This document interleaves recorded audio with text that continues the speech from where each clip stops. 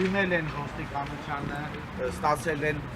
անհամապատասխան արձագանք, դրանով պայմանավորված քաղաքացիների հետ միասին եկել ենք հանցագործության մասին ուղիղ հայտարարություն տալու գլխավոր դատախազին։ Այս դիմումները քաղաքացիները նախապես պատրաստել են, ես իրանց օգնել եմ, գրել են հանցագործության մասին հայտարարություն։ Բերել ենք հիմա ուղիղ մուտք անենք գլխավոր դատախազություն։ Որովհետև այս մասով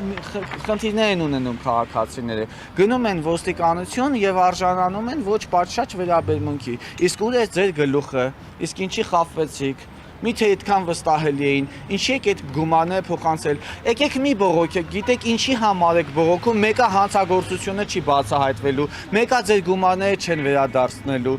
Սրանով պայմանավորված քաղաքացիների հետ հանցագործություն է տեղի ունեցել եւ կա կաշկանդվածություն հստակ չտալ հանցագործության մասին հաղորդում, ինչը հենց հանցագործության կոծկում է նշանակում։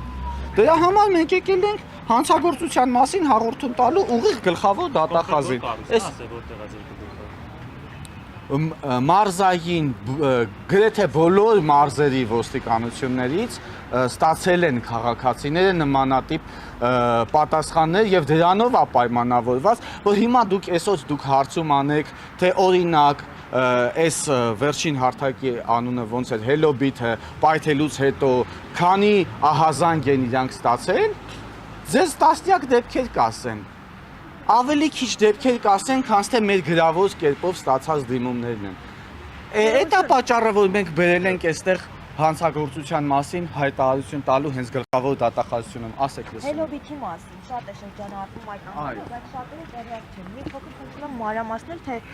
ինչ է դա, կրիպտո արժույթ է կամ այլ ինչ-որ արժույթ է։ Սկզբունքով է աշխատում, էլի։ Hello-Bit-ը ի սկզբանե եղել է ներդրումային հարթակ։ Իբրև թե գումարներ են այնտեղ ներդնում, որ պետք է կրկնապատկվի մեկ ամսվա ընթացքում եւ մեկ ամիս հետո կրկնապատկվելուց հետո միայն ու միայն հնարավոր է իրենց այդ on-line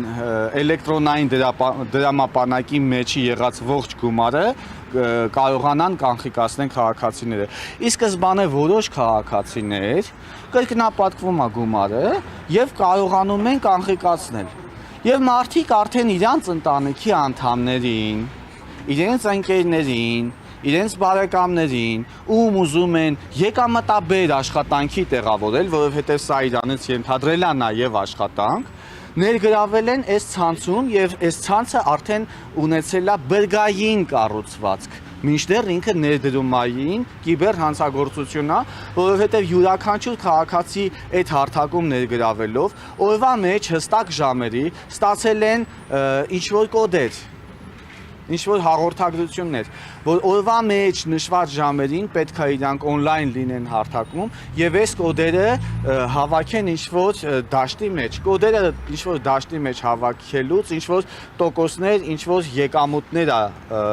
ավելացել եւ եթե քաղաքացին կարողացել է հրավիրի նաեւ իր ընտանիքի անդամին, խնամուն, ծանոթին, եղբորը, բարեկամին, այդ կոդերը հավաքելուց հետո տոկոսները ավելի են մեծացել։ Դրա համար ինքը ունեցել է բրգային կառուցվածք, բայց ինքը սովորական եւ ստանդարտ կիբերհանցագործություն է եւ ներդրումային խարդախություն է։ Ովքեր կարողացել են գումար կանխիկացնել։ Այո, ես արդեն ասացի, ի սկզբանե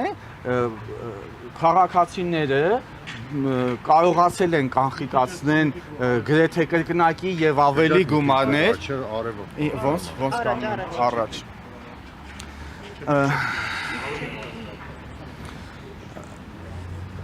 Ի սկզբանե քաղաքացիները դրել են, ասենք, $1000, ամսվա վերջում ստացել են $2000։ Սա հանցագործությունը այդպես է նախագծված եղել, ինչի համար, որ այդ քաղաքացու մոտ առաջանա վստահություն, որ կարողանա իր կնոջը կամ ամուսնուն, որդուն, եղբորը, որ կարողանա համոզել եւ հիմնավորել, որ սա վստահելի հարթակ է, այ տեսեք, ես դրեցի $1000 եւ ստացա $2000, հետո դրանից հետո դրեցի $2000 եւ ստացա $4000, բայց դրանով պայմանավորված այս քաղաքացին արդեն 20-30 իր ազգականների, իր մերձավորներին ներգրավում է այդ հարթակի մեջ, իսկ այդ 20-30-ը դնելով գումարներ կորցնում են ամեն ինչ։ Ես ստեղծվում եմ մի իրավիճակ, որ այսօր ոստիկանությունը նույնիսկ դա օգտագործում է, հա, ասելով, որ եթե ձեր ընտանիքի անդամներ կամ ձեր բարեկամներ ձեզ ներգրավել այդ ծուղակի մեջ, գուցե դուք բողոքեք եւ գուցե ինքն էլ մեղադրվի, սակայն ինքը այստեղ չարամտություն չի ունեցել եւ չի կարող մեղադրվել եւ սա ոստիկանության կողմից մասնագիտական մոտեցում չի, առնվազն։ Սրանով պայմանավորված բողոքները չափից շատ քիչ են, բայց մենք հանրային վերահսկողություն հասարակական կազմակերպությունը քաղաքացիներին տրամադրելու աջակցություն, օգնելու է դիմումների, բողոքների պատրաստման հարցում եւ բոլոր իմաստով այո պետքա քրեական գործը նախաձեռնվի, որովհետեւ մենք չգիտենք այդ հազարավոր մարդկանցից որ մեկի միջոցով կբացահայտվի հանցագործությունը, մինչդեռ իլուց ներքին գործերի նախարարությանը ասեմ, որ քննչական կոմիտեի օրենսդրական պարտականությունն է բացահայտել հանցագործությունը։